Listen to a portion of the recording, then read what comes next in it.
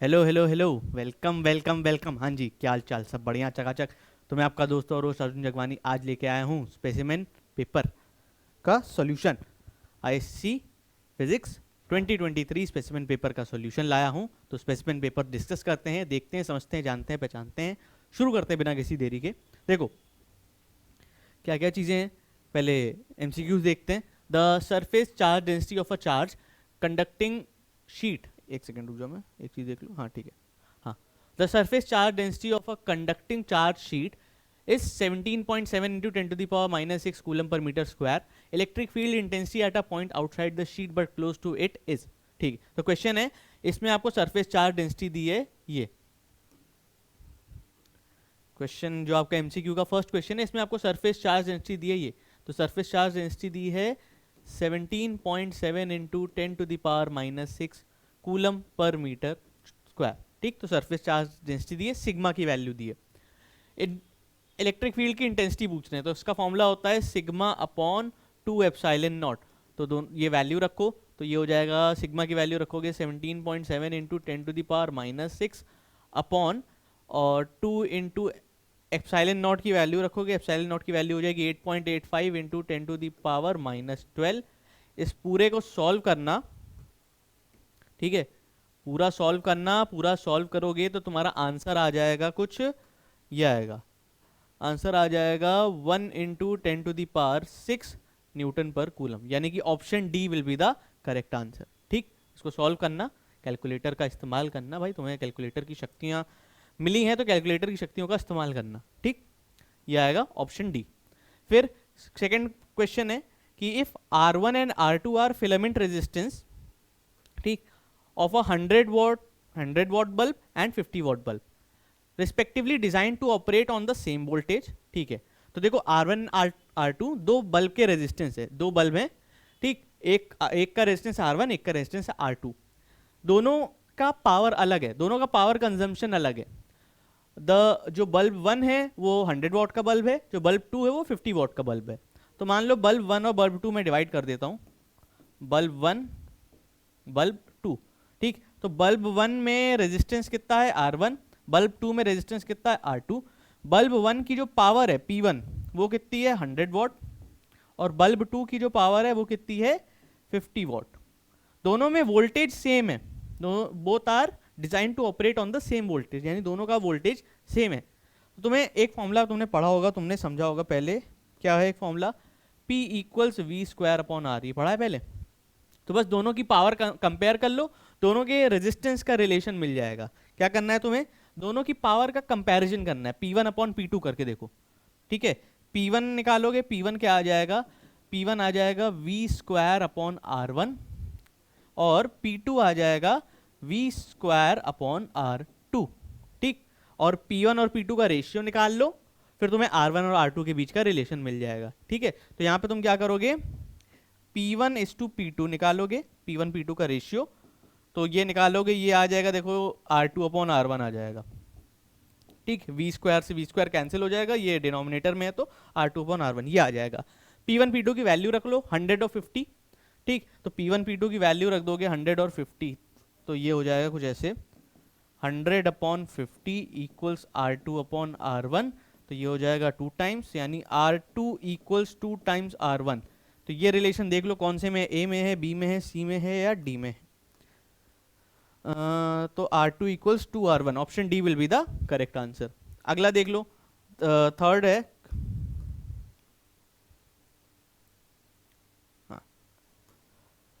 Magnetic flux density यानी magnetic field of a magnetic point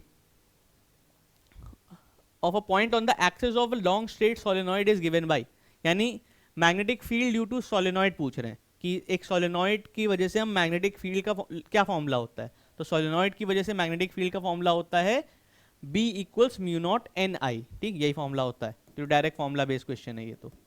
ठीक, ठीक है, वेयर एन, ये जो स्मॉल एन है ये number of turns per unit length है। ठीक, अब यहाँ पे है कि ये fourth question, two thin lenses having optical powers of -8 dioptre and +12 dioptre are placed in contact with each other. अगर दो लेंसेज हैं दो थिन लेंसेज है, दोनों की पावर दी है, एक की पावर P1 ले लेते हैं, P1 की वैल्यू दी है -8 डायोप्टर, और दूसरा लेंस है P2, मतलब दूसरे की पावर दी है +12 डायोप्टर। तो अगर दोनों को आसपास रखा जाए तो जो कंबाइंड फोकल लेंथ होगी वो क्या होगी? तो सिंपल क्वेश्चन है, कंबाइंड पावर निकाल लो P1 + P2। तो कंबाइंड पावर निकाल लोगे तो क्या हो जाएगा, -8 पर +12 तो हो जाएगा +4 डायोप्टर। तो कंबाइंड पावर आ गई, तो कंबाइंड फोकल लेंथ निकाल लो। फोकल लेंथ इक्वल्स 1/p यानी 1/4, तो f इक्वल्स 0.25 क्या आएगा, मीटर आएगा। ये याद रखना कि ये इसकी यूनिट मीटर होगी, ठीक है, क्योंकि ये SI यूनिट में है तो ये भी आंसर SI यूनिट में आएगा, यानी option number A will be the correct option. ठीक, ठीक है भाई, आगे बढ़ते हैं।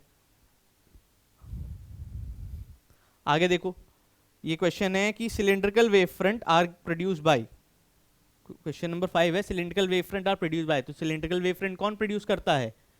लाइन सोर्स ऑफ लाइट होती है तभी सिलिंड्रिकल वेव फ्रंट प्रोड्यूस होता है, क्योंकि पॉइंट सोर्स से कैसा होता है, स्पेरिकल। इन्फिनिटी पे जब सोर्स होता है तो प्लेन वेव फ्रंट, और लाइन सोर्स जब होता है तब सिलिंड्रिकल वेव फ्रंट। ठीक, यानी option B is the correct answer. अब है the graph between de Broglie's wavelength of moving electron versus velocity is. तो डी ब्रॉगलीज वेवलेंथ और वेलोसिटी के बीच का, मतलब de Broglie's wavelength of an electron और उसकी वेलोसिटी के बीच का ग्राफ क्या होगा? तो तुम्हें फॉर्मूला पता है डी ब्रॉगलीज वेवलेंथ का? डी ब्रॉगलीज वेवलेंथ का फॉर्मूला होता है लैम्डा इक्वल्स h/p, ये होता है, where p is the momentum, ठीक है, p is the linear momentum. तो तुम ऐसे लिख सकते हो लैम्डा इक्वल्स h/mv। अब देखो इतनी क्वांटिटी तो कांस्टेंट रहे, तो यहां से एक चीज समझ सकते हो, lambda is inversely proportional to v। ये क्या है, वेलोसिटी है, ये है वेवलेंथ। तो देखो तुम्हें पता है ये वेवलेंथ वेलोसिटी के इनवर्सली प्रोपोर्शनल है, और इनवर्सली प्रोपोर्शनल का जब भी रिलेशन आए तो ग्राफ कैसा बनता है, ऐसा डिक्रीजिंग ग्राफ बनता है, ठीक है, क्योंकि देखो स्ट्रेट लाइन होती है तो हमें पता है कि डायरेक्टली प्रोपोर्शनल होता है, तो डायरेक्टली प्रोपोर्शनल होता है तो स्ट्रेट लाइन बनती है, तो ये दोनों तो पॉसिबल ही नहीं है। ठीक, और ये भी ग्राफ डिक्रीजिंग नहीं है, ये भी एक इंक्रीजिंग ग्राफ है, ये भी एक इंक्रीजिंग ग्राफ है। ठीक, तो ये भी गलत हो जाएगा, यही एक है जो डिक्रीजिंग ग्राफ है। ठीक, और तुम्हें पता है कि वेवलेंथ डिक्रीज होगी जब वेलोसिटी बढ़ेगी, वेलोसिटी बढ़ेगी तो वेवलेंथ घटेगी, यानी डिक्रीजिंग ग्राफ बनना चाहिए। देखो वेलोसिटी बढ़ रही, वेवलेंथ घट रही। ठीक, तो डिक्रीजिंग ग्राफ या इनवर्सली प्रोपोर्शनल का ग्राफ ऐसे ही बनता है, कोई भी क्वांटिटीज इनवर्सली प्रोपोर्शनल हो रिलेशन में तो ऐसा ही ग्राफ बनेगा। ठीक, आगे देखो, यही था, हाँ इसके नीचे एक और है। ठीक, N type semiconductor is that which has, N type का सेमीकंडक्टर में क्या होता है, फ्री इलेक्ट्रॉन्स होते हैं मेजॉरिटी चार्ज कैरियर से। ठीक है, तो एन टाइप सेमीकंडक्टर में होल्स नहीं होते majority charge career, holes and free electron equal में नहीं होते, ट्राइवेलेंट इंप्योरिटी भी नहीं डालते, यानी ऑप्शन बी करेक्ट आंसर है। ठीक, क्योंकि एन टाइप सेमीकंडक्टर में फ्री इलेक्ट्रॉन्स होते हैं as a majority charge carrier. ठीक, आगे बढ़ते हैं। ठीक, अब इसी का बी पार्ट पे आ गए, तो देखो बी पार्ट में क्या है, answer the following questions briefly. तो फॉलोइंग क्वेश्चंस को ब्रीफली आंसर करो भाई। ठीक है भाई, देखो, in an electric dipole what is the locus of a point having zero potential. ठीक, तो इलेक्ट्रिक डाइपोल में what is the locus of point having zero potential. तो जीरो पोटेंशियल के लिए क्या होता था, जब इक्वेटोरियल लाइन पे होता था, है ना, जब हमारे डाइपोल में, ठीक, डाइपोल में जब हमारा इक्वेटोरियल लाइन होती थी, इस पे अगर किसी भी पॉइंट पे हम निकालते थे तो हमारा इलेक्ट्रिक पोटेंशियल जीरो होता था। ठीक है, इलेक्ट्रिक पोटेंशियल इस इक्वेटोरियल लाइन पे जीरो होता था। तो इक्वेटोरियल लाइन लिख सकते हो, या better answer would be equatorial plane, equatorial plane, या अब plane passing through equatorial line, ये लिख दो बेस्ट आंसर।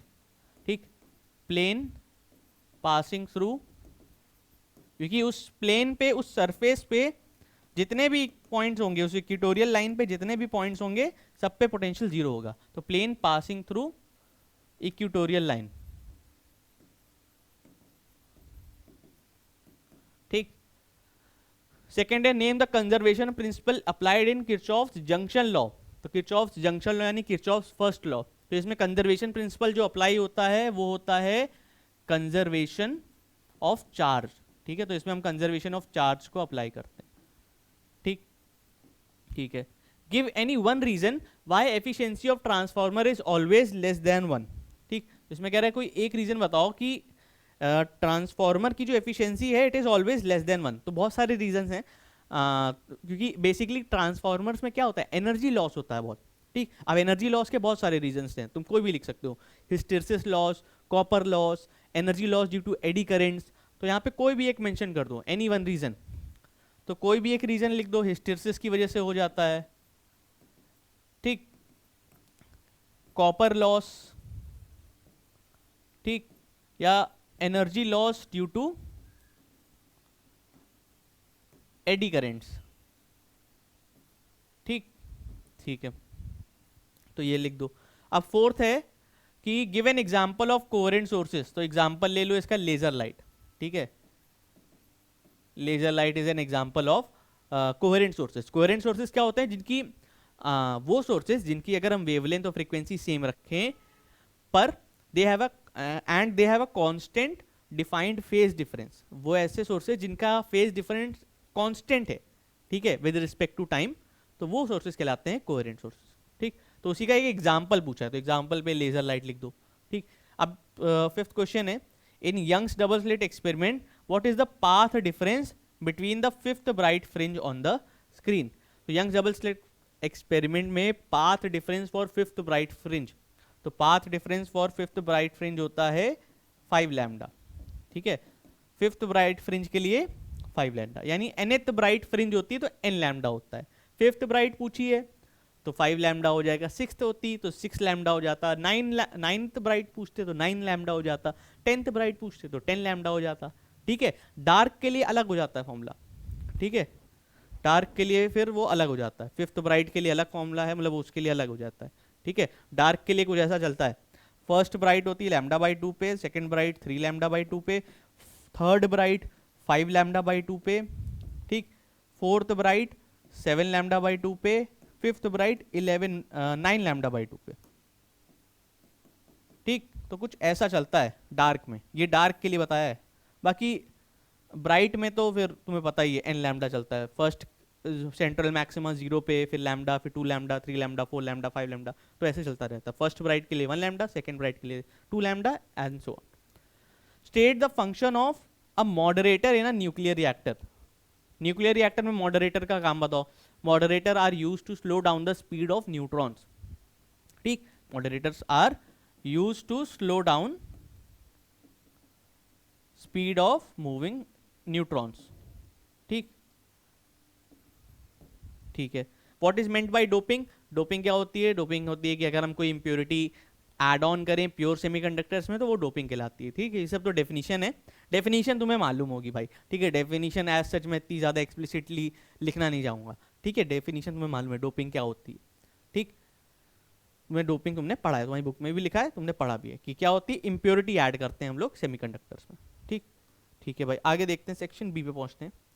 ठीक, सेक्शन बी, एक सेकेंड, ठीक है, हाँ, सेक्शन बी देखो, you are provided with many identical capacitors of each capacitance 100 microfarad. How will you connect a minimum number of them to obtain a capacitance of 75 microfarad. Draw a diagram in support of your answer. अब ये question जो आया है specimen में, अच्छा question आया है। ठीक है, मतलब स्पेसिमेन का मैं लेवल देख के ये बता सकता हूँ कि तुम्हारा बोर्ड का लेवल जो होगा मॉडरेट आएगा। ठीक, बहुत इजी नहीं, बहुत डिफिकल्ट नहीं, मुझे ऐसा लगता है। ठीक है, लाइक मेरा ओपिनियन है, मेरा अंदाज़ा है इस इस स्पेसिमेन पेपर को देख के कि जो तुम्हारा बोर्ड्स का लेवल है वो मॉडरेट आ सकता है। ठीक, मतलब मॉडरेट एज इन की उसमें बहुत ज़्यादा एकदम इजी क्वेश्चन भी नहीं पर बहुत ज़्यादा हार्ड भी नहीं, थोड़ा सा लॉजिक लगा के क्वेश्चन सॉल्व किए जा सकते हैं। ठीक है, क्वेश्चन बेसिक्स भी होंगे, जैसे तुमने बेसिक क्वेश्चन अभी देखे, डोपिंग पूछी है, ठीक, कोहेरेंट सोर्सेज का एग्जांपल पूछा है। ठीक, और जो बेसिक क्वेश्चन है कि ड्रिफ्ट वेलोसिटी क्या होती है, पोटेंशियोमीटर का यूज़ बताओ, तो कुछ बेसिक क्वेश्चन भी होंगे और कुछ थोड़े से प्यारे क्वेश्चन होंगे।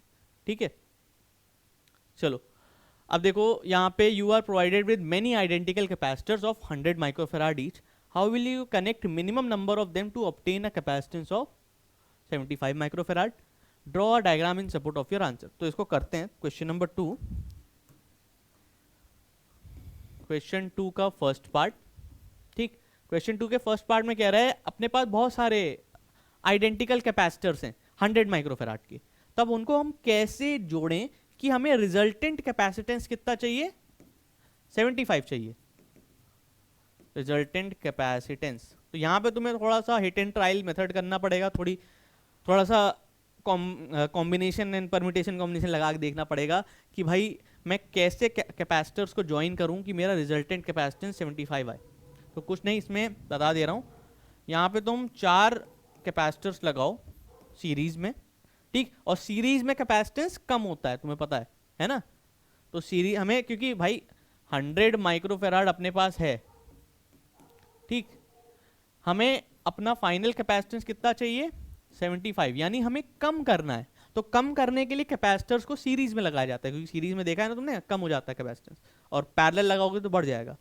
तो पहले इसको सीरीज में लगाओ, ठीक। तो ये मैंने 4 लगाए सीरीज में, कितना हो जाएगा, ये 100, ये 100 माइक्रोफेराड, ये 100 माइक्रोफेराड, ये भी 100 माइक्रोफेराड, ये भी 100 माइक्रोफेराड, ठीक। तो ये 4 मैंने सीरीज में लगा दिए, ठीक। तो सीरीज में लगाऊंगा तो ये कितना आ जाएगा, 1/100 प्लस 1/100, ऐसे करूंगा तो 4/100 आ जाएगा, 4/100, यानी बेसिकली ये हो जाएगा 100/4, ठीक। इसका कैपेसिटेंस हो जाएगा 100/4, यानी 25 माइक्रोफेराड। जो इतने पोर्शन का जो कैपेसिटेंस आएगा 25 माइक्रोफेराड आएगा। तो भाई ये तो 75 से कम हो गया।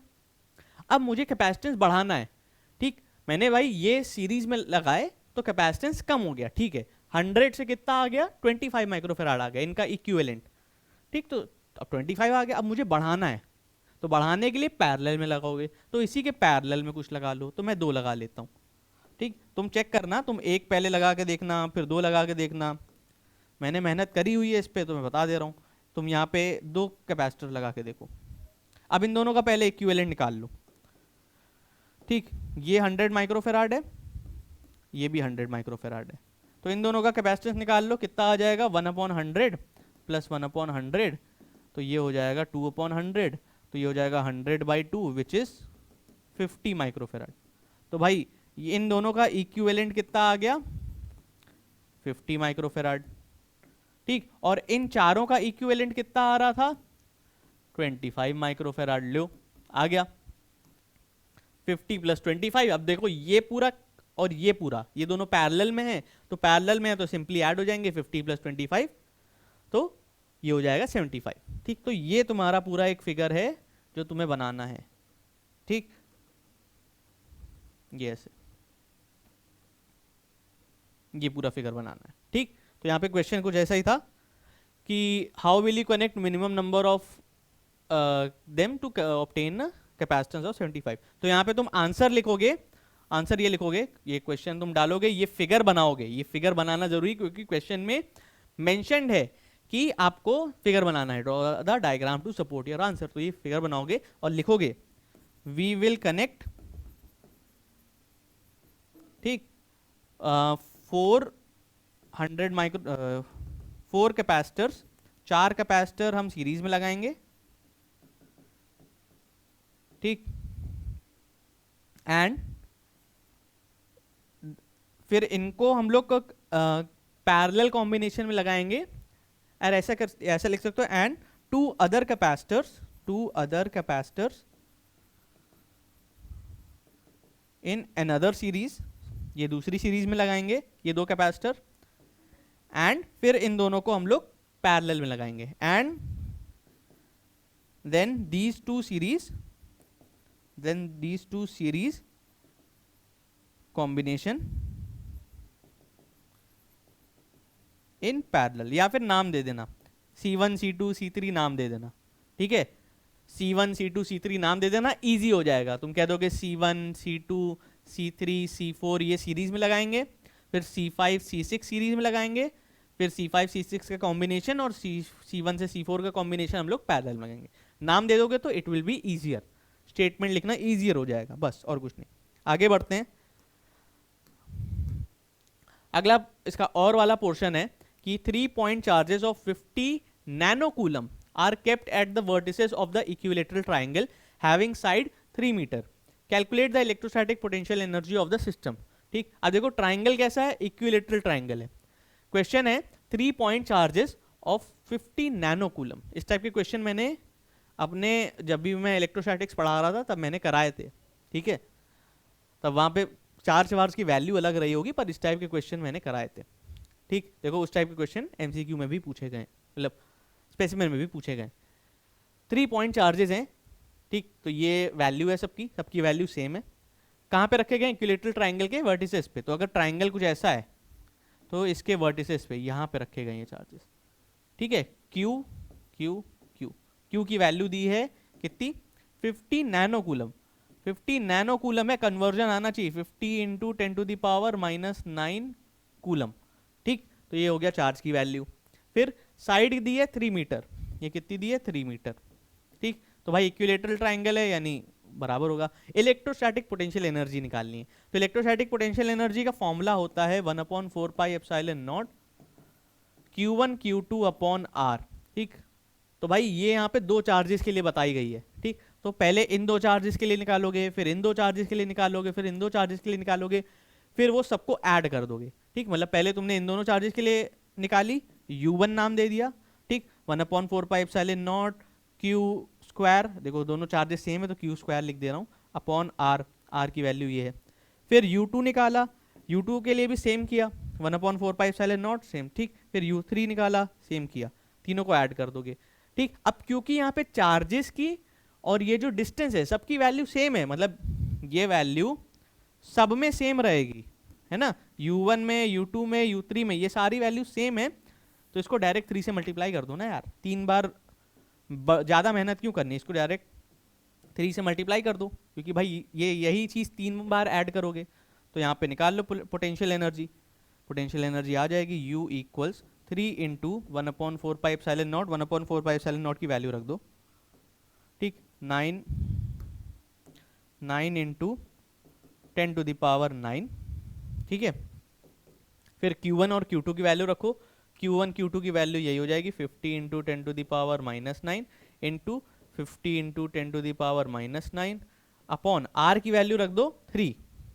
ठीक, अब इसको सॉल्व कर लो, 3 से ये 3 कैंसिल, अब इसको सॉल्व कर लो भाई, ये 10⁻⁹ से 10⁻⁻⁹ कैंसिल। ठीक, तो ये हो जाएगा कितना, ये हो जाएगा 225, ठीक है, और 225 हो जाएगा, 25 इंटू 9 225 हो गया, बाकी 2 जीरो, ये हो जाएगा 225 इंटू 10⁻⁻7 जूल। ठीक, ये हो गया। अब पॉइंट में तुम आगे पीछे लिखना चाहो लिख लो, कैलकुलेटर्स निकाल के पॉइंट में लिख दोगे तो कोई वो नहीं है। ठीक, तो ये आंसर आ गया, यहीं पे आंसर अपना छोड़ सकते हो।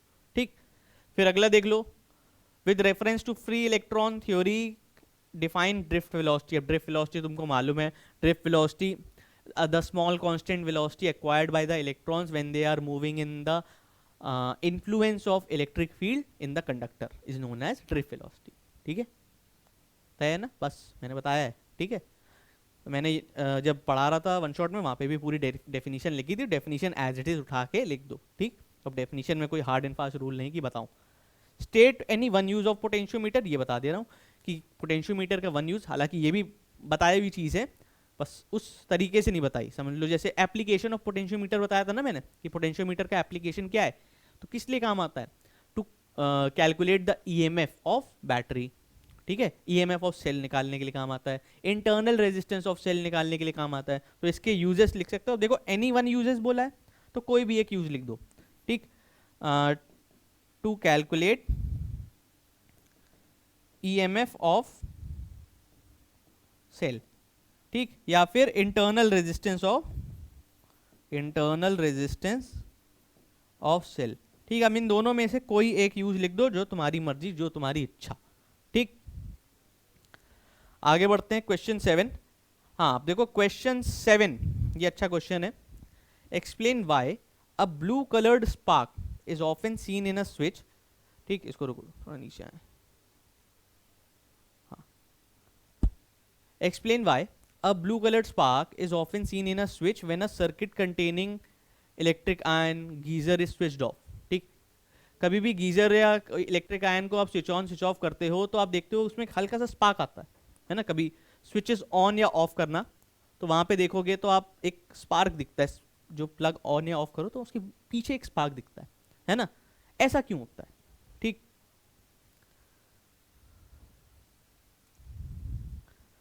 तो देखो जब जब भी क्या होता है कि कोई आप अप्लायंस वर्क कर रहा है तो भाई उस अप्लायंस से करंट फ्लो हो रहा है, इलेक्ट्रिक आयन इलेक्ट्रिक गीजर से करंट फ्लो हो रहा है।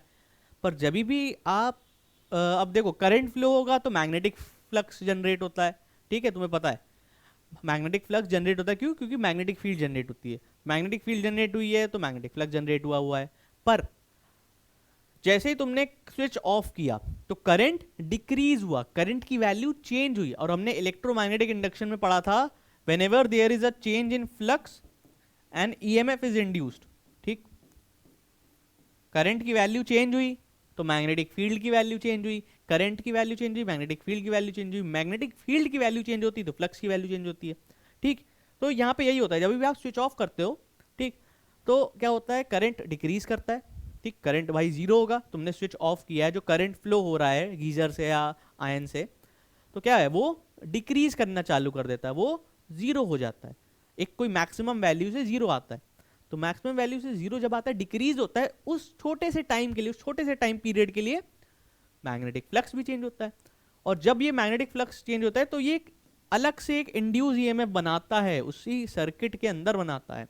ठीक, ये जो इंड्यूस ईएमएफ होता है ये एनर्जी रिलीज करता है, बेसिकली एनर्जी रिलीज करता है, और वो energy is seen in the form of spark.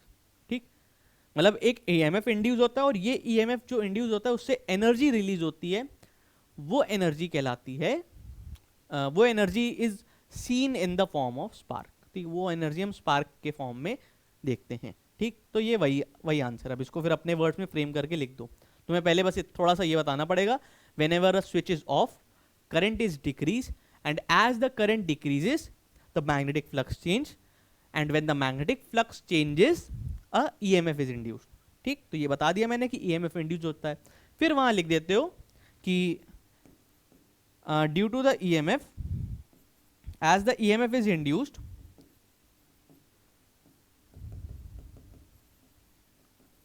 energy is released in the form of spark। energy is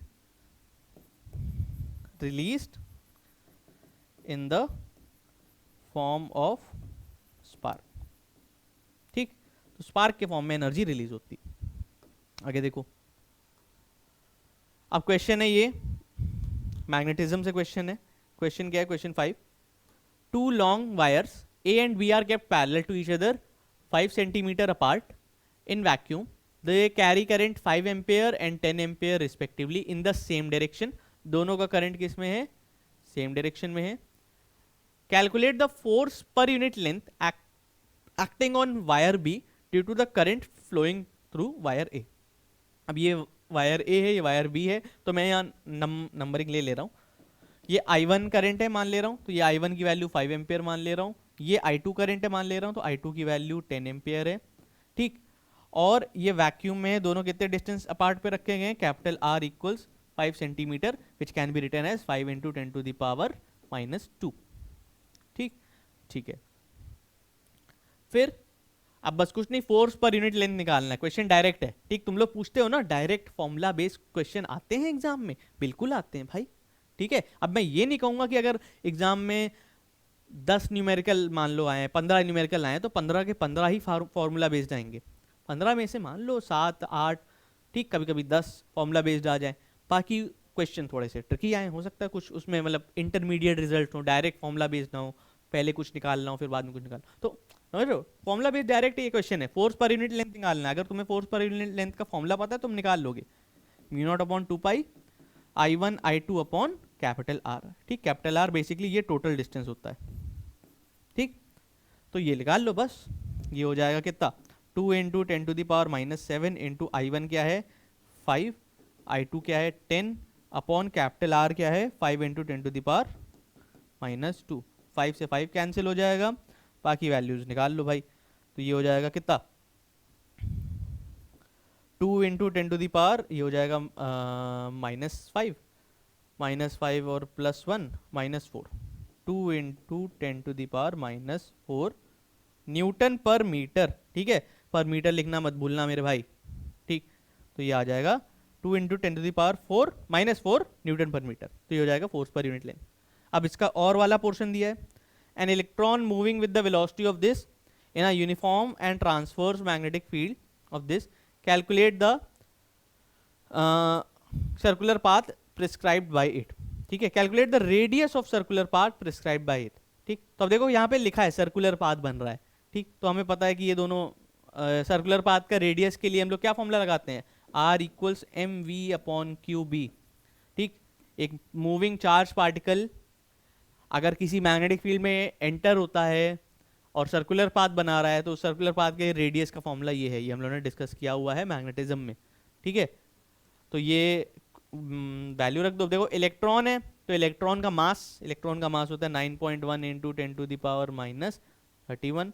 velocity की वैल्यू रख दो 8 इंटू 10⁻⁶। मैग्नेटिक फील्ड क्यू की वैल्यू रख दो, क्यू या इलेक्ट्रॉन है तो चार्ज की वैल्यू होगी 1.6 इंटू 10⁻⁻19। और बी मैग्नेटिक फील्ड की वैल्यू है 3 इंटू 10⁻⁻3 सॉरी। ठीक, बस अब कैलकुलेट कर लो भाई। ठीक है, इसको तुम कैलकुलेट कर लोगे कैलकुलेटर की हेल्प से, तो इट वुड बी बेटर। तो इसको लिख दे रहा हूँ, बता दे हो जाएगा। तो हो जाएगा 5 इंटू 9.1 डिवाइडेड बाई 3 हो जाएगा 15.1। तो ये आ जाएगा 15 पॉइंट समथिंग आ जाएगा रेडियस। तो R = 15.1 इंटू, अब ये पावर लिख दे रहे हैं, पावर कितनी आ जाएगी 19 3 21 21 6 21 आएगी ना, हाँ 22 22 6 28। ठीक, तो ये आ जाएगी -3। ठीक, 10⁻³ मीटर। ठीक, तो रेडियस आ गया 15.1 इंटू 10⁻³ ठीक, अब अगर तुमने 9.1 की जगह पे 9 लिया होता तो भी ये 15 आता। ठीक है, तो अराउंड तुम इसको लिख सकते हो। ठीक, राउंड ऑफ करने की जरूरत नहीं है, पर तुम चाहो तो कर सकते हो 15 इंटू 10⁻³ मीटर, यानी 15 मिलीमीटर भी लिख सकते हो। 15 मीटर तक यहीं तक लिख दोगे, कोई दिक्कत नहीं। ठीक, तो ये आ जाएगा। अब अगला क्वेश्चन देखो, अगला क्वेश्चन है क्वेश्चन नंबर 6। ठीक है, क्वेश्चन नंबर 6 क्या है, क्वेश्चन 6 है name the electromagnetic radiation used for viewing fog and haze. ठीक है, viewing through fog and haze, and second part है which has a wavelength of 0.1 nanometre.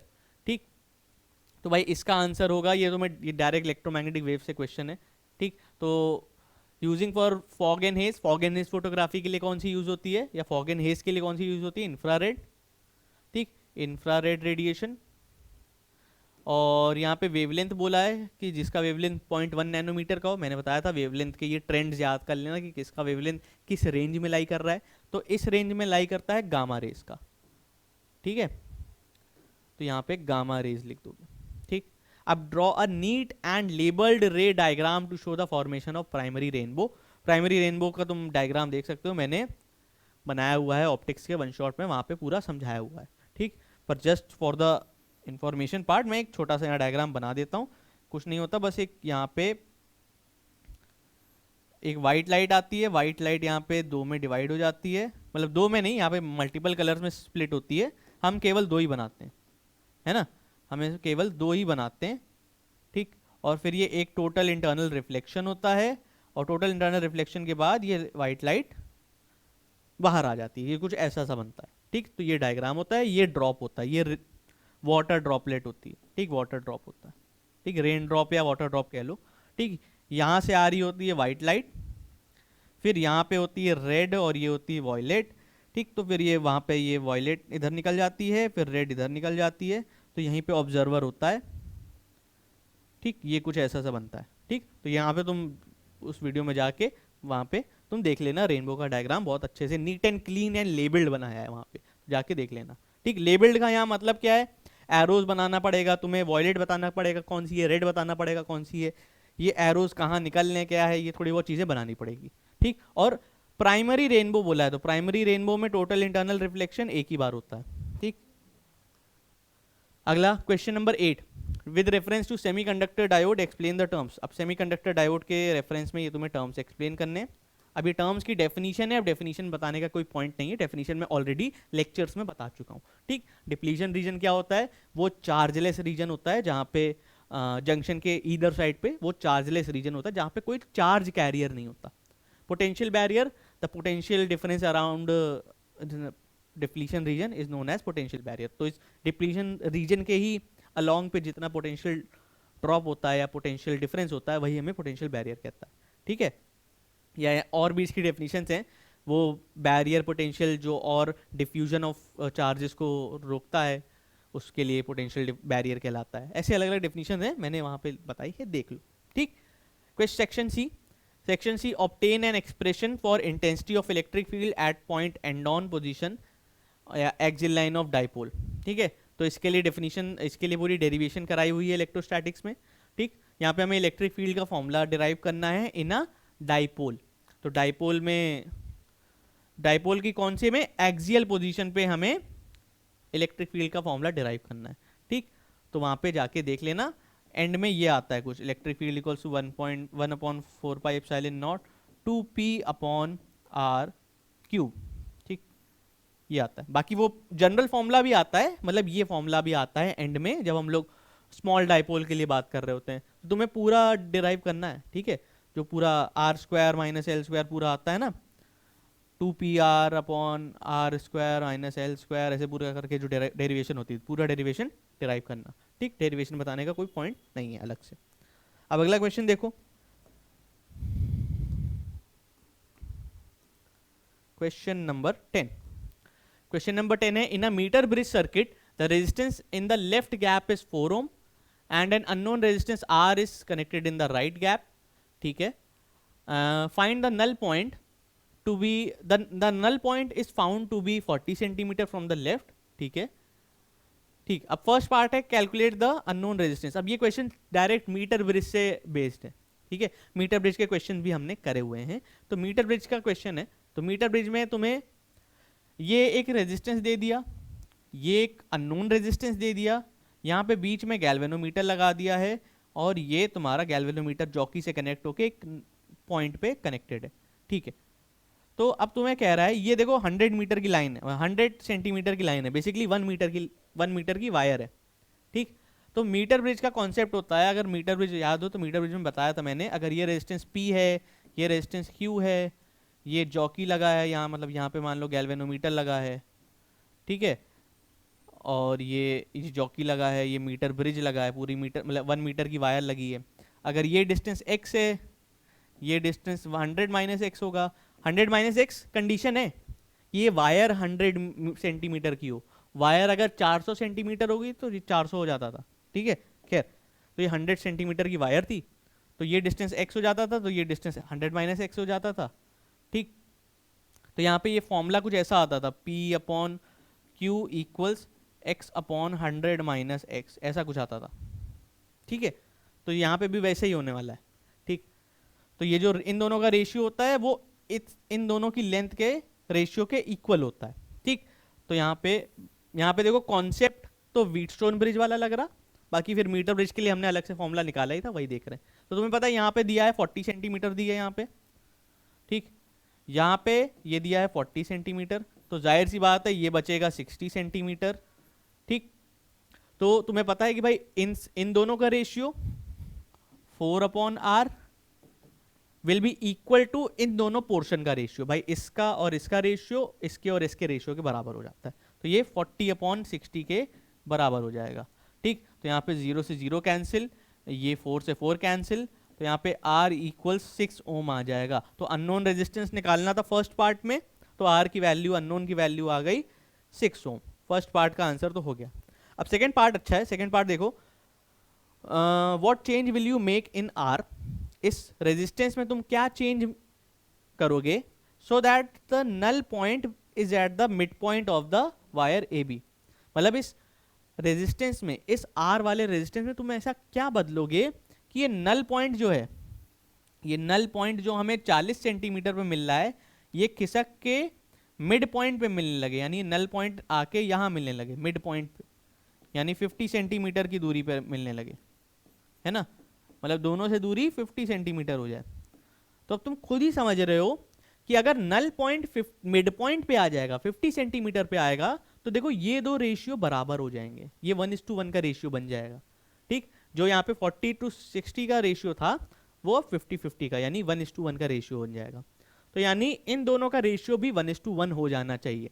तो यहाँ पे अगर मैं, मतलब ये रेजिस्टेंस भी 4 ओम हो जाना चाहिए, मतलब ये जो यहाँ पे टोटल रेजिस्टेंस है ये भी 4 ओम हो जाना चाहिए, है ना। तो क्या करोगे,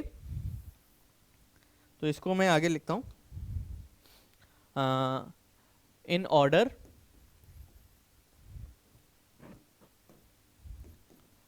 the midpoint, the null point is at midpoint। जो R रेजिस्टेंस है, जो 6 ओम का रेजिस्टेंस है R, द रेजिस्टेंस जो रेजिस्टेंस हमारा R है, ठीक, जिसकी वैल्यू कितनी आई है, 6 ओम आई है अभी, ठीक, should be connected to a resistor in parallel, ठीक, to a resistor in parallel, so that, बता रहा हूं, so that equivalent resistance becomes 4 ohm. क्या मतलब हुआ, मैंने बताया कि भाई ये तुम्हारा एक 4 ओम का रेजिस्टर लगा है, यहाँ पे ये अननोन रेजिस्टर लगा है R, ठीक, जिसकी हमने वैल्यू अभी 6 ओम निकाल ली थी। ये नल पॉइंट अपने को मिल रहा है 40 सेंटीमीटर पे, ठीक, ठीक है भाई, ठीक, बाकी यहाँ पे जो भी EMF वगैरह लगा, ये यहाँ पे 60 सेंटीमीटर, ठीक। अभी रेशियो क्या है, 4:6 का, ठीक। अभी देखो यहाँ पे इसकी वैल्यू क्या है, 6 ओम है। अब कह रहे R में ऐसा क्या चेंज करोगे कि नल पॉइंट खिसक के 50 सेंटीमीटर पे आ जाए, नल पॉइंट खिसक के 50 सेंटीमीटर पे आ जाए, ऐसा क्या चेंज करोगे R में। तो भाई इन दोनों की वैल्यू अगर इक्वल कर दो तो भाई दोनों रेशियो भी इक्वल हो जाएंगे। भाई तुम्हें क्या करना है, ये दोनों का रेशियो तो सब चीजें डिवाइड कर रहा है, तो अगर मैं इन दोनों रेजिस्टेंस का रेशियो इक्वल कर दूं, मतलब 1:1 का रेशियो बना दूं, तो नीचे जो डिस्टेंस का रेशियो है ये भी 1:1 हो जाएगा, क्योंकि भाई 50/50 क्या होता है, 1:1। तो यहाँ पे भी मुझे 1:1 रेशियो लाना है, तो मेरे को यहाँ पे 4 रखना है। यहाँ पे जो इक्विवेलेंट रेजिस्टेंस मैं ले लेता हूँ R', तो मैं अगर R' समझूँ इसका रेजिस्टेंस, तो मेरे को 4 और R' का रेशियो क्या बनाना है, 1:1। तो यानी मुझे R' की वैल्यू 4 रखनी है, ठीक, मतलब मुझे यहाँ पे किसी भी तरह करके इक्विवेलेंट रेजिस्टेंस 4 ओम लाना है, ठीक। अब वो मैं कैसे लाऊंगा, अब मेरे पास तो ये R की वैल्यू 6 ओम है, मैं इसका रेजिस्टेंस 4 ओम कैसे बनाऊं। तो भाई तुम्हें पता है, अगर ये रेजिस्टेंस दिया है, मुझे इवेंचुअली रेजिस्टेंस घटाना है, मुझे इवेंचुअली इसका रेजिस्टेंस घटाना है, तो मैं पैरेलल में कोई रेजिस्टेंस लगा दूंगा तो घट जाएगा रेजिस्टेंस। तो सिंपल सा काम करना है, तुम्हें पैरेलल में कोई रेजिस्टेंस लगाना है ताकि इसका रेजिस्टेंस घट के 4 ओम हो जाए। तो अब वो कैसे करोगे, तो उसके लिए करोगे, सपोज करते हैं रेजिस्टेंस X लगा लेते हैं, suppose a resistor of X ohm is applied, ठीक, applied in parallel with 6 ohm. 6 ohm से हम पैरेलल में लगा रहे हैं X ओम का रेजिस्टर, तो इनका इक्विवेलेंट किसके बराबर आना चाहिए, 4 के बराबर आना चाहिए। तो 1/4 इक्वल्स 1/x प्लस 1/6। भाई पैरेलल में रेजिस्टेंस ऐसे ही तो ऐड होता था, ठीक, 1/r equals 1/r1 plus 1/r2, ठीक। तो 1/r 1/r1 1/r2 ये दोनों पैरेलल में लगाएं, इक्विवेलेंट 4 आना चाहिए। तो 1/x की वैल्यू निकाल लो यहाँ पे। अब इसको सॉल्व करोगे तो x की वैल्यू आ जाएगी 12 ओम। तो यहाँ पे फिर आंसर लिख देना कि in order to make this, जो भी ये पूरी कहानी है, तो हमें 12 ओम का रेजिस्टर लगाना पड़ेगा पैरेलल में। तो जब हम इसमें 12 ओम का रेजिस्टर लगा देंगे पैरेलल में, तो इसका पूरा इक्विवेलेंट किसके बराबर हो जाएगा, 4 ओम के बराबर।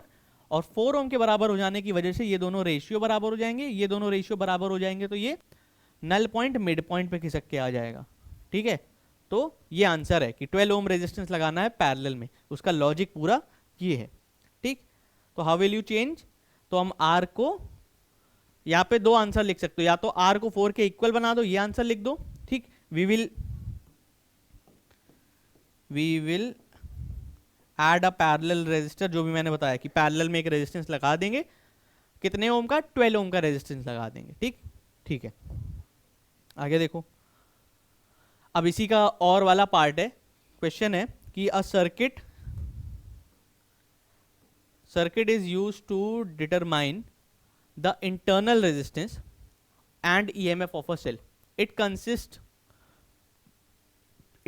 of a cell, a variable resistor, an ideal ammeter and an ideal voltmeter. Figure 3 shows the part of circuit, अभी पूरा सर्किट नहीं है, with the ammeter and voltmeter missing. अब यहाँ पे ammeter और voltmeter नहीं बना हुआ है। ठीक है भाई, फिर क्वेश्चन में थोड़ी सी और एडिशनल इंफॉर्मेशन दी है। वेरिएबल रेजिस्टर का रेजिस्टेंस दिया है 1.5 ओम, cell converts 7.2 millijoule of energy when 5.8 millicoulomb of charge moves completely around the circuit. ये कीवर्ड है, ध्यान रखना, बताऊंगा बाद में। The potential difference across the variable resistor is 0.55 volt. ठीक है, redraw the diagram using the positions of ammeter and voltmeter. तो पहला पार्ट है कि भाई डायग्राम पूरा करना है, जो आधा अधूरा इन्होंने डायग्राम बना के रखा है, इनको हमें पूरा करना है। तो पहले तो यहाँ पे देखो ईएमएफ लगा हुआ है। ठीक, ठीक है, तो यहाँ पे ईएमएफ बना लगा दिया है। ठीक है भाई, तो यहाँ पे ईएमएफ लगाया हुआ है। ठीक है, फिर यहाँ पे वेरिएबल रेजिस्टर लगाया हुआ है, कहाँ है ये वेरिएबल रेजिस्टर, 1.5 ओम का। ठीक, तो ये रेजिस्टर लगाया है 1.5 ओम का। ठीक है भाई, अब यहाँ पे वोल्ट मीटर और एम मीटर मिसिंग है, तो तुम्हें पता है वोल्ट मीटर हम लोग कब लगाते हैं, पैरेलल में लगाते हैं, तो वोल्ट मीटर लगा दोगे यहाँ पैरेलल में, तो ये बना देना। ठीक, और एम मीटर कहाँ लगाते हैं, सीरीज में लगाते हैं, तो एम मीटर यहाँ लगा दो कहीं। ठीक, ये एम मीटर लगा दिया। ठीक, बस तुम्हारा बन गया तुम्हारा डायग्राम बस यही बनाना था और कुछ नहीं, एकदम चोमू सा क्वेश्चन था। ठीक, पहला पार्ट तो बहुत चोमू सा था, दूसरा पार्ट भी बहुत चोमू है। Calculate the EMF of cell, अब ईएमएफ निकालना है सेल का। अब तुम यहाँ पे दुनिया भर की मेहनत कर सकते हो कि तुम करंट निकालो, रेजिस्टेंस निकालो, फिर दुनिया भर की चीजें। ठीक, ठीक है, पर यहाँ पे वो ना करके तुम सबसे सिंपल काम कर सकते हो। ठीक, सबसे सिंपल काम क्या करना है, तुम्हें कैलकुलेट करना है ईएमएफ ऑफ द सेल, तुम्हें सेल का ईएमएफ निकालना है। तो देखो तुम्हें यहाँ पे क्या बोला है कि cell converts 7.2 millijoule of energy when 5.8 millicoulomb of charge moves around the circuit. तो जो सेल है वो कन्वर्ट करता है, मैं वर्क लिख दे रहा हूँ। ठीक है, energy is equivalent to work, तो यहाँ पे मैंने 7.2 मिलीजूल वर्क किया इन कन्वर्टिंग, मतलब 7.2 मिलीजूल ऑफ वर्क किया in moving 5.8 millicoulomb of charge, मतलब कितना चार्ज मूव कराने के लिए, 5.8 मिलीकूलम चार्ज को मूव कराने के लिए। कहां से कहां तक मूव कराने के लिए, कंप्लीट सर्किट में। ठीक है, और ईएमएफ की डेफिनेशन याद करो क्या होती थी, the work done in moving a unit positive charge in the complete circuit, in moving a charge in complete circuit. तो ईएमएफ की डेफिनेशन ही यही होती थी, the work done in moving a charge in complete circuit. तो यहाँ पे भाई ये चार्ज कंप्लीट सर्किट में मूव किया गया, तो इनको डिवाइड कर दो, सीधा ईएमएफ आ जाएगा। तो ये हो जाएगा 7.2 अपॉन 5.8। ठीक, मिली जूल और ये मिली कूलम है, तो मिली से मिली कैंसिल हो जाएगा, तुम 10 टू द पावर -3 दोनों में करोगे कैंसिल हो जाएगा। ठीक, तो बस इसको कैलकुलेट कर लो 72 अपॉन 58 को। ठीक, तो यहाँ पे ईएमएफ आ जाएगा, कैलकुलेट कर लेना भाई। ठीक, ठीक है, तो ये हो जाएगा कितना,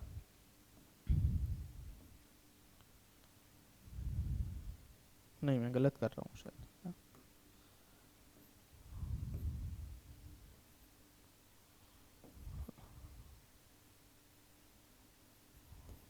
36/29 आ रहा है ना। हाँ,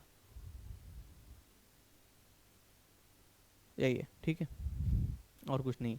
बाकी पॉइंट से निकालना चाहो पॉइंट में निकाल लोगे तो पॉइंट में निकाल लेना, कितना आ जाएगा 1.24 आ रहा है, 1.24 वोल्ट, ठीक, निकाल लेना। अब क्वेश्चन नंबर 11 है, obtain the magnetic flux density at the centre of current carrying circular coil. ये क्वेश्चन है, दिख नहीं रहा होगा पता नहीं, ठीक। क्वेश्चन नंबर 11 है, obtain the expression of magnetic flux density at the centre of current carrying coil.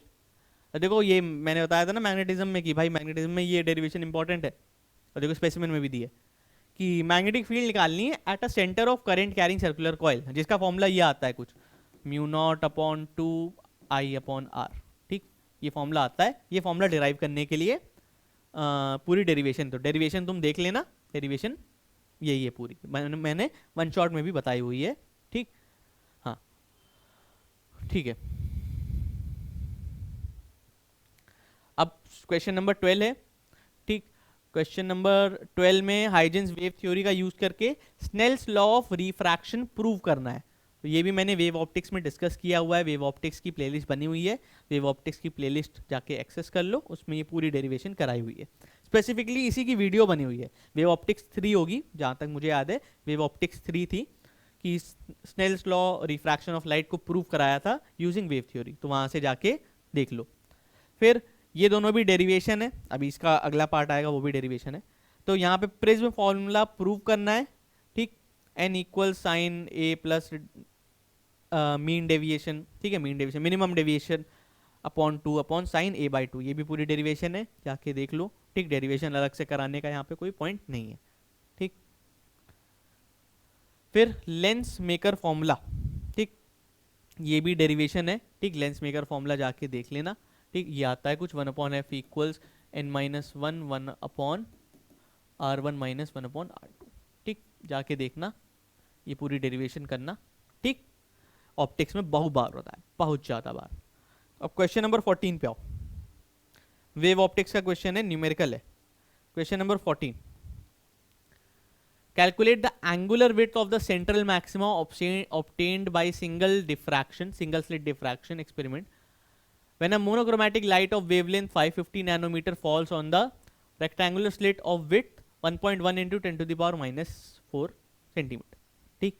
तो क्वेश्चन है यहाँ पे हमें एंगुलर विड्थ निकालनी है। एंगुलर विड्थ क्या होती थी, 2 थीटा होती थी, ठीक है, याद है मैंने डिफ्रैक्शन का एक्सपेरिमेंट कुछ ऐसा होता था, एक सिंगल स्लिट होती थी, यहाँ पे रुको थोड़ा बड़ा बनाता हूँ, ठीक, एक सिंगल स्लिट होती थी, ये स्क्रीन होती थी ठीक, ये सेंट्रल मैक्सिमा पूरी बनती थी, पूरी इतनी बड़ी, ठीक, और ये सेंट्रल मैक्सिमा कुछ ऐसी बनती थी, है ना, ये सेंट्रल मैक्सिमा बनती थी। उसके बाद फिर ब्राइट डार्क बनती थी, ठीक, ये एंगल हम लोग थीटा लेते थे, ये एंगल भी थीटा लेते थे, और एंगुलर विड्थ क्या होती थी, ये पूरी एंगुलर विड्थ होती थी, ये जो इतनी पूरी होती थी 2 थीटा, इसे हम लोग एंगुलर विड्थ कहते थे। तो एंगुलर विड्थ 2 थीटा है, एंगुलर विड्थ, ठीक, तो ये 2 थीटा है।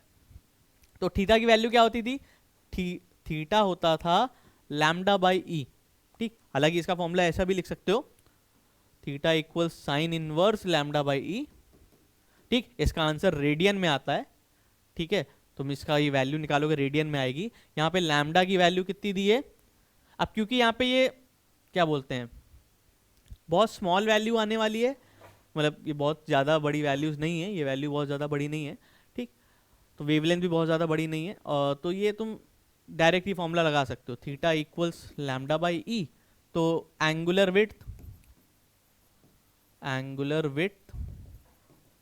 Equals 2 lambda by E, basically इसको 2 से मल्टीप्लाई कर दो, ठीक है, 2 थीटा हो जाएगा, ठीक, तो यहाँ पे ये फॉर्मूला लगा दो, 2 थीटा लगा दो, 2 इंटू लैम्डा की वैल्यू है 550 नैनोमीटर, यानी 550 into 10 to the power minus 9, ठीक। अब मैं बहुत जगह पावर बोल रहा हूँ, बहुत जगह पार बोल रहा हूँ, ठीक, तो प्रोनाउंसिएशन पे मत जाना भाई, ठीक, चलो।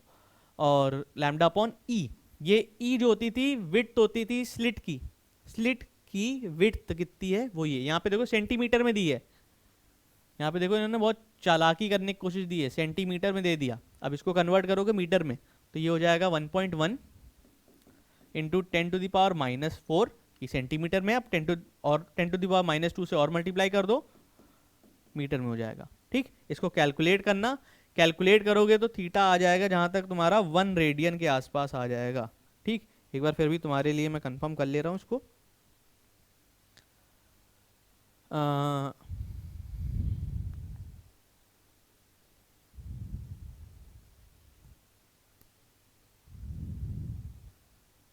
ठीक है, हाँ 1 रेडियन आ जाएगा। ठीक, तो जाके निकाल सकते हो। ठीक, सॉरी थीटा नहीं, 2 थीटा आ जाएगा, थीटा नहीं, my bad, angular width 2 theta आ जाएगा 1 रेडियन, यानी एंगुलर विड्थ आ जाएगी 1 रेडियन की। ठीक, अब यहाँ पे सेकेंड पार्ट है, how will it's value change if the experiment is repeated with monochromatic light of greater wavelength. ठीक, मतलब अगर हम मोनोक्रोमैटिक लाइट ले लें ग्रेटर वेवलेंथ की, अगर हम वेवलेंथ को बढ़ा दें तो क्या होगा, क्या वैल्यू क्या चेंज हो जाएगी। तो जाहिर सी बात है वेवलेंथ से डायरेक्टली प्रोपोर्शनल है, अगर आप वेवलेंथ बढ़ा दोगे तो angular width will also increase. तो यहां पे डायरेक्ट लिख सकते हो angular width will increase with increase in wavelength. ठीक है, अगर वेवलेंथ बढ़ाओगे तो एंगुलर विड्थ भी बढ़ेगी। ठीक है, ये एंगुलर विड्थ भी बढ़ जाएगी। ठीक है भाई, आगे देखते हैं question number 15, with reference to photo electric effect draw a labelled graph showing stopping potential versus frequency. तो स्टॉपिंग पोटेंशियल वर्सेस फ्रीक्वेंसी का ग्राफ बनाना है। तो स्टॉपिंग पोटेंशियल वर्सेस फ्रीक्वेंसी का ग्राफ क्या बनता है, मैंने वैसे भी डुअल नेचर वाले लेक्चर में ये चीज बताई है। ठीक, स्टॉपिंग पोटेंशियल Vs वर्सेस, ठीक, स्टॉपिंग पोटेंशियल वर्सेस फ्रीक्वेंसी का ग्राफ। फ्रीक्वेंसी को न्यू से भी डिनोट कर सकते हैं, एफ से भी डिनोट करते हैं। ठीक है, तो मैं यहाँ पे दोनों ले रहा हूँ, एफ और न्यू। ठीक, तो ये ग्राफ कुछ ऐसा बनता है, ग्राफ बनता है कुछ ऐसा सा प्यारा सा ग्राफ बनता है। ठीक, एक्स एक्सिस में फ्रीक्वेंसी ले लो, ठीक, वाई एक्सिस में स्टॉपिंग पोटेंशियल ले लो। ये ग्राफ बनता है कुछ ऐसा सा, ठीक, ये बनता है। ठीक, कुछ ऐसा ग्राफ बनता है, इसको थोड़ा सा और अच्छा बना लो तो ऐसा बनेगा।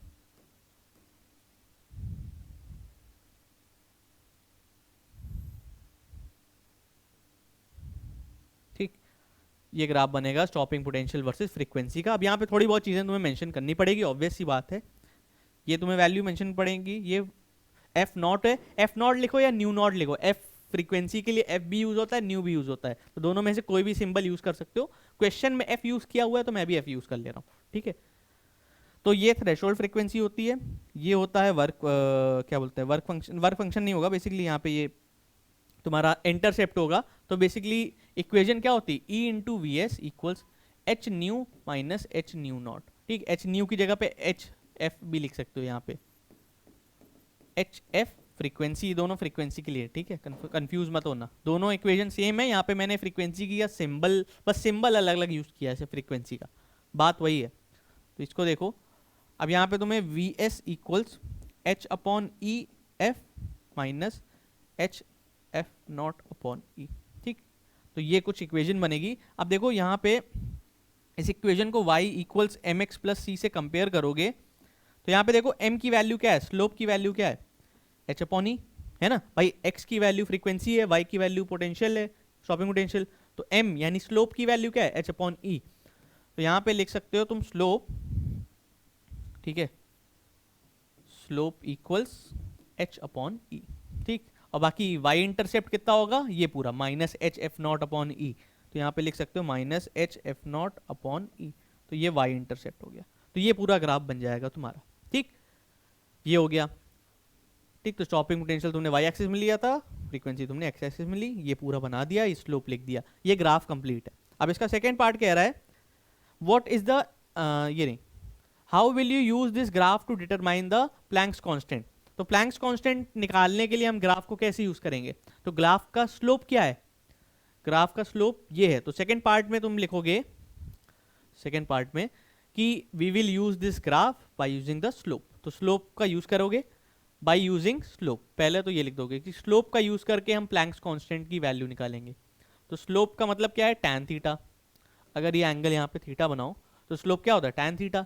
tan थीटा किसके बराबर हो जाएगा, h अपॉन ई, क्योंकि भाई tan थीटा क्या होता है, स्लोप। ठीक, तो स्लोप किसके बराबर है, h अपॉन ई के बराबर है। tan theta equals h upon E. हमें प्लैंक्स कांस्टेंट निकालना है तो हम प्लैंक्स कांस्टेंट निकाल लेंगे, h equals E into tan theta. ठीक, यहाँ पे ई पता है ना, ई है चार्ज ऑन इलेक्ट्रॉन। ठीक है, मतलब ई की वैल्यू है 1.6 इंटू 10⁻⁻19। ठीक, तो ये आ जाएगा। ठीक ठीक, आगे बढ़ते हैं। Question number 16। क्वेश्चन नंबर 16 क्या है, state two differences between nuclear fusion and nuclear fission. ठीक, nuclear fusion and nuclear fission, अब इन दोनों में तुम्हें डिफरेंस बताना है। फिर सेकंड पार्ट है what is the essential difference between working of fission bomb and nuclear reactor. ठीक, अब ये दोनों चीज़ें तुमको बतानी है। तो फिजन फ्यूजन में डिफरेंस देखो, फ्यूजन और फिजन का पहले तो डेफिनेशन लिख देना कि भाई फ्यूजन क्या होता है, फिजन क्या होता है। ठीक, न्यूक्लियर फ्यूजन होता है कि लाइटर न्यूक्लियाई कंबाइन होकर हैवियर न्यूक्लियस बनाते हैं, फ्यूजन हो गया। फिजन हैवियर न्यूक्लियस स्प्लिट होता है लाइटर न्यूक्लियाइज में, तो ये फिजन हो गया। ठीक, अगला डिफरेंस लिख सकते हो, ये हाइड्रोजन बॉम्ब्स में यूज होता है। ठीक, ये एटम बॉम्ब्स में यूज होता है। ठीक, तुम्हारी बुक्स में डेफिनेशन ये डिफरेंसेस लिखे हुए हैं, तुम जाके और भी डिफरेंसेस देख सकते हो। इसमें ज़्यादा एनर्जी नीड होती है स्प्लिट करने के लिए, है ना, मतलब दोनों को ज्वाइन करने, फ्यूज करने के लिए more energy is require, more energy is require. और इसमें comparatively less energy is require. ठीक, इसमें ज़्यादा एनर्जी रिलीज होती है, इसमें कम एनर्जी रिलीज होती है। तो बहुत सारे डिफरेंसेस हैं, 3-4 डिफरेंसेस हैं, तुम्हें 2 ही लिखने, कोई भी 2 लिख सकते हो। पहले तो मेन डेफिनेशन ही लिख देना, सबसे बेसिक डिफरेंस। ठीक, फिर second part, what is the essential difference between working of fission bomb and a nuclear reactor. एक फिजन बॉम्ब और एक न्यूक्लियर रिएक्टर में एसेंशियल डिफरेंस क्या है। तो भाई ये बेसिक क्वेश्चन है, न्यूक्लियर रिएक्टर और फिजन बॉम्ब में एसेंशियल डिफरेंस मतलब क्या है। न्यूक्लियर रिएक्टर किस पे बेस्ड होता है, कंट्रोल्ड चेन रिएक्शन। और फिजन बॉम्ब, देखो भाई दोनों चीजें समझो ना, न्यूक्लियर रिएक्टर किस लिए काम आता है, कि हम इलेक्ट्रिसिटी प्रोड्यूस कर सकें। ठीक, प्रोडक्शन ऑफ इलेक्ट्रिसिटी में। फिजन बॉम्ब किस लिए काम आता है भाई, बॉम्ब किस लिए काम आता है भाई, तबाही मचाने के लिए। ठीक है, बॉम्ब किस लिए काम आता है, तबाही मचाने के लिए। ठीक, तो अब न्यूक्लियर बॉम्ब है तो वो तबाही मचाने के लिए काम आएगा। तो इसमें कुछ भी कोई पाबंदी नहीं है कि भाई तबाही अगर मचानी हो तो कोई पाबंदियां नहीं होती। ठीक, और तबाही ना मचानी हो तो बहुत सारी पाबंदियां होती। तो इसीलिए फिजन बॉम्ब किस लिए यूज होता है, मतलब इसमें अनकंट्रोल्ड चेन रिएक्शन होती है। ठीक, एसेंशियल डिफरेंस दोनों में बता रहा हूं। In a working of fission bomb, fission bomb के वर्किंग में there is uncontrolled chain reaction. ठीक, चेन रिएक्शन जो होती है न्यूक्लियर वाली, वो कंट्रोल्ड नहीं होती, मतलब एक न्यूट्रॉन स्ट्राइक किया, ऐसे बहुत सारे करते गए ऐसे एक्सप्लोजन हो जाएगा। तो ये अनकंट्रोल्ड चेन रिएक्शन होती है फिजन बॉम्ब, क्योंकि फिजन बॉम्ब का काम ही है कि एक्सप्लोड करना है। तो एक्सप्लोड करने के लिए अनकंट्रोल्ड चेन रिएक्शन, और इसमें कंट्रोल चेन रिएक्शन। ठीक, इसकी वर्किंग में कंट्रोल चेन रिएक्शन, ये एक मेन डिफरेंस है। ठीक, अब question number 17, what is meant bye reverse biasing, draw a labelled characteristic graph of semiconductor diode during reverse biasing. ये मैंने बताया हुआ है सेमीकंडक्टर डिवाइसेस में, इलेक्ट्रॉनिक डिवाइसेस वाली जो यूनिट है उसके वन शॉट में जाना देखना। रिवर्स बायसिंग बताइए क्या होती है, रिवर्स बायसिंग का ग्राफ बताया है। ठीक, तो वहाँ देखना समझना, वहाँ से जान लेना। ठीक, थियोरेटिकल क्वेश्चन है, ऐसे और कुछ इसमें नहीं है। आगे बढ़ते हैं, सेक्शन डी पे पहुंचते हैं। सेक्शन डी में इस बार बढ़िया बढ़िया क्वेश्चन दिए हुए हैं। ठीक है, सेक्शन डी में देखना, तुम्हें थोड़ा सा दिमाग लगाना पड़ जाएगा, पर अच्छे क्वेश्चन है। कुछ तो बेसिक क्वेश्चन है, कुछ में थोड़ा सा दिमाग लगाना पड़ सकता है। क्वेश्चन नंबर 18 देखो। क्वेश्चन नंबर 18 है, a 80 ohm resistor and a 1.0 Henry inductor and a 40 microfarad capacitor are connected in series। ठीक है, तो रेजिस्टर कितना है, 80 ओम। ठीक, चलो ये यूज करता हूँ, ये कलर मेरे ख्याल से दिख रहा होगा सही से, है ना, हाँ दिख रहा है। इंडक्टर कितना है, 1 हेनरी, और कैपेसिटर कितना है, 40 माइक्रोफैराड। ठीक, इसको तुम लिख सकते हो 40 इंटू 10⁻⁻6 फैराड। और ये सब किसमें, सीरीज में लगे हैं। ईएमएफ की सप्लाई कितनी है, 220 वोल्ट। करंट ड्रॉज, अब यहां देखो क्वेश्चन समझना, 80 ohm resistor and a 1 Henry inductor, 40 microfarad capacitor are connected in series at a supply of this such that the circuit draws maximum current. Maximum current की condition क्या होती है, अपने दिमाग में सोचो. मैक्सिमम करंट की कंडीशन होती है रेजोनेंस वाली कंडीशन. जब भी रेजोनेंस की कंडीशन होती है या तो इंपिडेंस मिनिमम बोलेंगे वो लोग या तो करंट मैक्सिमम बोलेंगे. बात वही होती है, इंपिडेंस मिनिमम होगा तो करंट मैक्सिमम होगा ही. तो मैक्सिमम करंट की condition at this stage calculate करना है रेजोनेंट फ्रीक्वेंसी. पहली चीज रेजोनेंट फ्रीक्वेंसी कैलकुलेट करनी है. भाई रेजोनेंट फ्रीक्वेंसी निकाल लो. रेजोनेंट फ्रीक्वेंसी का फॉर्मूला होता है 1/2 pi under root L C. तो भाई सारी वैल्यू रखो, तुम्हें सारी वैल्यू दी है और सारी वैल्यू SI यूनिट में रख दो. 1/2 पाई की वैल्यू तो एज इट इज रखोगे और under root L C, L की वैल्यू रखोगे 1 और सी की वैल्यू रखोगे 40 इंटू 10⁻⁻⁶. ये सारी वैल्यू रखना है, इसको कैलकुलेट करना. रेजोनेंट फ्रीक्वेंसी आ जाएगी 25 हर्ट्ज के अराउंड. पॉइंट में आएगी कुछ, मैंने राउंड ऑफ करा हुआ है. ठीक, तो ये आ जाएगी 25 हर्ट्ज. तो ये लिख देना. ठीक, इसको सॉल्व करना तो आ जाएगी. फिर capacitive reactance of the circuit, capacitive reactance निकालो XC. ठीक, तो XC निकालने का फॉर्मूला होता है, कैपेसिटिव रिएक्टेंस निकालने के लिए फॉर्मूला होता है 1/ωc. ओमेगा सी को हम लोग कह सकते हैं 1/2 पाई FC. तो अब इस कंडीशन में फ्रीक्वेंसी क्या है 25 हर्ट्ज. ठीक, सारी वैल्यूज लिख लो. फ्रीक्वेंसी यहाँ पे 25 हर्ट्ज है, अभी हमने पिछले क्वेश्चन में निकाला. कैपेसिटर की वैल्यू दी है 40 इंटू 10⁻⁻⁶ फेराड. ठीक, बाकी सारी वैल्यू रख दो. ठीक, तो कैपेसिटिव रिएक्टेंस निकाल लेना 1/2 पाई F की वैल्यू 25 इंटू 40 इंटू 10⁻⁻⁶. ये 10⁻⁻⁶ ऊपर चला जाएगा. ठीक, तो बेसिकली ये ऊपर आ जाएगा 10⁻⁶. ठीक, तो बस इसको कैलकुलेट कर लो. ठीक, ये सारी वैल्यूज कैलकुलेट कर लेना. ठीक, कैलकुलेट कर लोगे तो देखो क्या आ जाएगा. देखो बता दे रहा हूँ.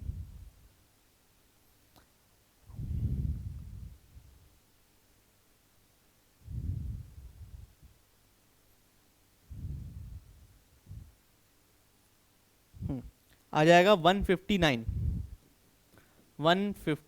ओम. तो कैपेसिटिव रिएक्टेंस की वैल्यू आ गई, यानी सेकेंड पार्ट का आंसर आ गया XC इक्वल्स 159 ओम. तुम इसको राउंड ऑफ करके लिख दो, मतलब राउंड ऑफ करके ना लिख के ऐसे डायरेक्ट लिख दोगे तो भी चल जाएगा 159.15. देखो कोशिश करना कि डेसिमल में ही लिख दो. ठीक है, मतलब डेसिमल वाला आंसर भी लिखो. मतलब तुमने डेसिमल में जो भी तुम्हारा आया तुम कैलकुलेटर से निकालोगे तो आएगा 159.15. ये लिख देना. मतलब कोशिश करना एक्यूरेट वैल्यू लिखो जो तुम्हारी आई है. ठीक, उसको राउंड ऑफ करने के चक्कर में मत आना. राउंड ऑफ करने के लिए पहले ये एक्यूरेट वैल्यू लिखना, फिर चाहो तो ऐसे अप्रोक्सीमेटली इक्वल का साइन लगा के 159 ओम लिख दो. ठीक, पर ये वैल्यू जरूर लिखना. ठीक, ये जो एक्यूरेट वैल्यू आई है कैलकुलेटर से वो लिख देना. ठीक है, तो मतलब बेटर रहेगा. ठीक, एक बेटर इंप्रेशन भी पड़ेगा और सही सही सही तरीका भी है ये. ठीक, कि पहले एक्यूरेट वैल्यू लिख दो फिर अप्रोक्सीमेट लगा के लिख दो कि हाँ भाई अप्रोक्सीमेटली. जब राउंड ऑफ करो तो अप्रोक्सीमेटली वाला सिंबल लगाना. ठीक, तो ये बेटर रहता है. ठीक, स्टैंडर्ड चीज़ें हैं. ठीक, हालांकि ज़रूरी नहीं नंबर कटे, बट स्टैंडर्ड चीज़ें करनी चाहिए. थर्ड है इम्पिडेंस ऑफ द सर्किट. हमें सर्किट का इम्पिडेंस निकालना है. अब तुम्हें पता है करंट मैक्सिमम है तो यहाँ पे इम्पिडेंस मिनिमम हो जाएगा, और मिनिमम इम्पिडेंस रेजोनेंस वाली कंडीशन में किसके बराबर होता है, रेजिस्टेंस के बराबर. तो यहाँ पे तुम डायरेक्ट लिख दोगे 80 ओम. ठीक, तो थर्ड पार्ट का तो डायरेक्ट आंसर हो गया 80 ओम. ठीक, क्योंकि इम्पिडेंस मिनिमम हो जाता है 80 ओम के बराबर. करंट फ्लोइंग थ्रू सर्किट, अब करंट निकालना है तो I इक्वल्स V/Z. ठीक, अब Z की वैल्यू क्या है 80 ओम, V की वैल्यू दी है 220 वोल्ट, तो रख दो 220/80. अब इसको कैलकुलेट कर लेना 22/8. ठीक है, तो 22/8 कैलकुलेट करोगे तो आ जाएगा 2.75 एम्पियर. तो करंट की वैल्यू आ जाएगी 2.75 एम्पियर. ठीक, तो ये आंसर है ऑप्शन डी का, मतलब क्वेश्चन डी पार्ट का ये आंसर है. आखिरी इसमें है phase difference between capacitive and inductive voltages. तो अगर एक LCR सर्किट है, अब देखो ये एक LCR सर्किट है, तो एलसीआर सर्किट में बताया था मैंने, फेजर डायग्राम जो बनता है एलसीआर सर्किट में क्या होता है, ये रेजिस्टर का वोल्टेज होता है, ये कैपेसिटर का इंडक्टर का वोल्टेज होता है, और ये कैपेसिटर का वोल्टेज होता है। ठीक है, ये कैपेसिटर का वोल्टेज। अब तुम खुद देखो इंडक्टर का वोल्टेज और कैपेसिटर के वोल्टेज में एंगल कितना है, कितना एंगल है, 180 डिग्री है ना। तो बस यही इनका फेज डिफरेंस है। फेज डिफरेंस कितना हो जाएगा, 180 डिग्री। ठीक, तो phase difference between capacitive and inductive voltage क्या हो जाएगा, 180 डिग्री। ठीक, तो ये हो गया क्वेश्चन नंबर 18। अब इसका और वाला पार्ट करते हैं, और वाला पार्ट बढ़िया क्वेश्चन है, देखना। ठीक, हाँ चलो, अब figure 4 below shows two thick metallic rails CD and GH kept parallel, ठीक, kept parallel to each other at a distance of 0.8 meter apart। ठीक, तो ये 0.8 मीटर अपार्ट पे रखे गए। They are joint to each other by resistance wire R. ठीक, having a resistance of 5 ohm. इसका resistance कितना है, 5 ओम। ठीक है, a thick metallic rod PQ rest on the rails. अब एक मेटालिक रॉड है PQ, ऐसी कोई रॉड होगी, इस पे रेस्ट कर रही है। ठीक है, ठीक, there is a uniform magnetic field of 0.2 tesla. ये यूनिफॉर्म मैग्नेटिक फील्ड यहाँ पे लगी हुई है, कितने की, 0.2 टेस्ला की, which is perpendicular to the plane of the rails pointing into the paper. मैंने बताया देखो, अगर क्रॉस बनाओ तो पॉइंटिंग इनवर्ड्स होता है, तो यहाँ पे मेंशन भी किया हुआ है perpendicular to the rails pointing into the paper, inwards है, तो तुम्हें पता है मैग्नेटिक फील्ड इनवर्ड्स है। ठीक है, अब कैलकुलेट है पहला पार्ट। फर्स्ट पार्ट कह रहा है कैलकुलेट करो क्या, magnitude and direction of current induced in the rod. ठीक, तो पहले पार्ट में अपने को क्या कैलकुलेट करना है कि कितना मैग्नीट्यूड ईएमएफ का इंड्यूस हुआ और कितना डायरेक्शन है। ठीक, magnitude and direction of current, current का मैग्नीट्यूड और डायरेक्शन निकालना है। यहाँ पे करंट कितना इंड्यूस हुआ है और उसका मैग्नीट्यूड और डायरेक्शन क्या है वो निकालना है। ठीक है, if it is moved towards right, अगर इसको हम राइट की तरफ घुमाएं with a velocity of 36 kilometre per hour. Velocity कितनी दी है, 36 किलोमीटर पर आवर। ठीक है, तो देखो इसमें करना क्या है, पहले सारी वैल्यूज लिख लो जितनी वैल्यू क्वेश्चन में दी है। क्या क्या दिया, मैग्नेटिक फील्ड दी है 0.2 टेस्ला, लेंथ ऑफ कंडक्टर दिया है, मतलब देखो यहाँ पे लेंथ ऑफ कंडक्टर ही तो है, ये कंडक्टर की लेंथ भी तो 0.8 मीटर ही होगी, तो एल की वैल्यू दी है 0.8 मीटर। ठीक, भाई इसकी लेंथ और ये लेंथ एक ही तो है 0.8 मीटर, तो एल की वैल्यू 0.8 मीटर। फिर और रेजिस्टेंस दिया है वायर का 5 ओम। ठीक, ठीक है, और वेलोसिटी कितनी वेलोसिटी से चल रहा है, पहले पार्ट के लिए वेलोसिटी कितनी है 36 किलोमीटर पर आवर।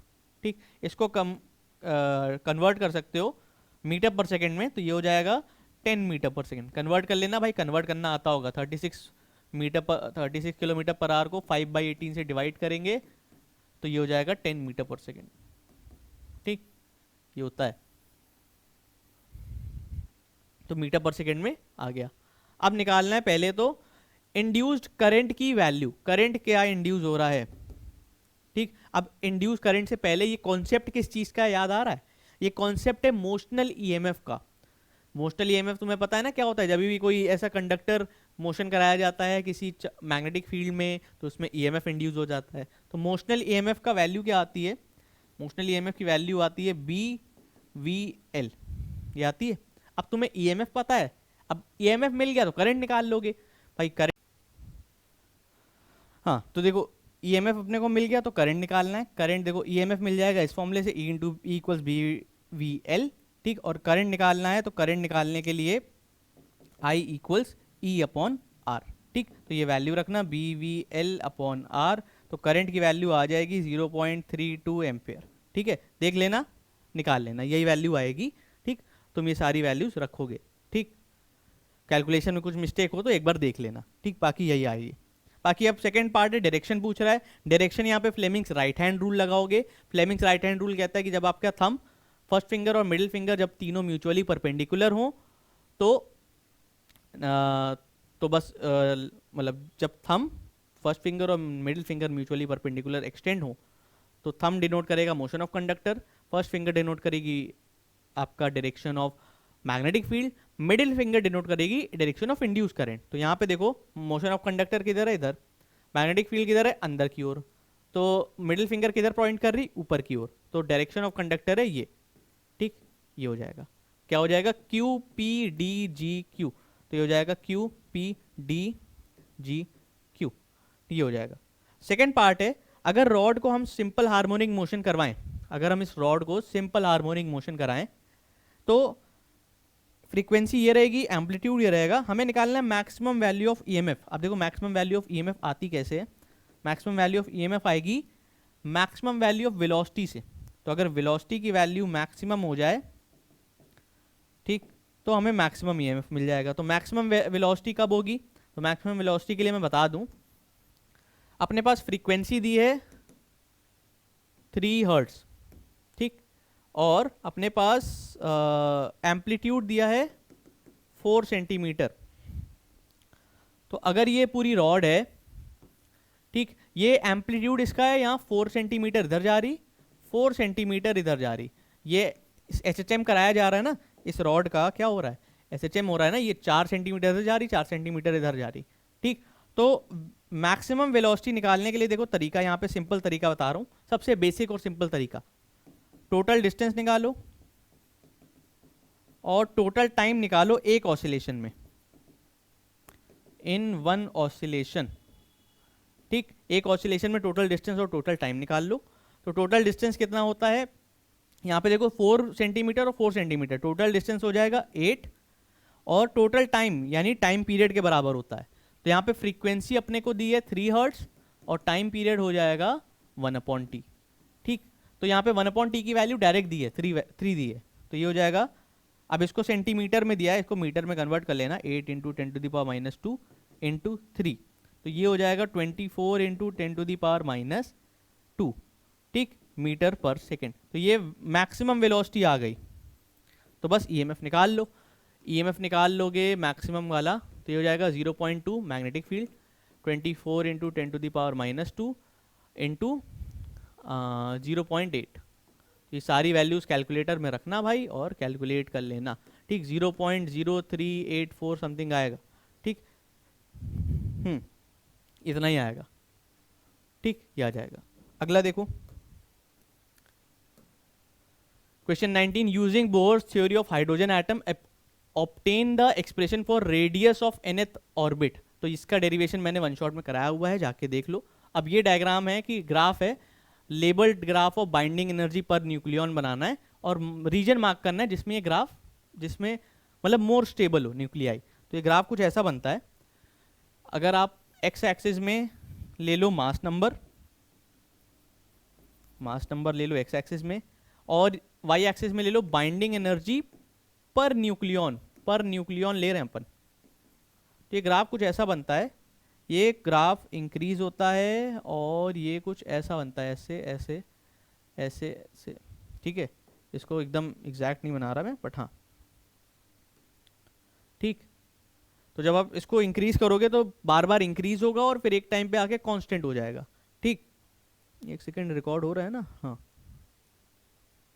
तो ये ग्राफ कुछ ऐसा बनता है, देखो ये इंक्रीज होगा थोड़ा थोड़ा, जैसे जैसे आप मास नंबर बढ़ाते जाओगे इंक्रीज होगा, इंक्रीज होने के बाद कुछ फ्लक्चुएट होगा, ठीक, फ्लक्चुएट होने के बाद ऐसे थोड़ा फ्लक्चुएट होगा और एक, इसको थोड़ा और, ठीक, ये थोड़ा सा फ्लक्चुएट होता है, ठीक। अब ये एग्जैक्ट याद करने की जरूरत नहीं है कि कहाँ पे फ्लक्चुएट हो रहा है, ठीक, ये कहाँ पे फ्लक्चुएट हो रहा है वो याद करने की जरूरत नहीं है, बट हाँ एक पॉइंट आएगा ये। अब इसके बाद देखो ये ग्राफ थोड़ा कांस्टेंट और डिक्रीजिंग होता जाएगा, ठीक है, ये कुछ ऐसा ग्राफ बन रहा है, ठीक।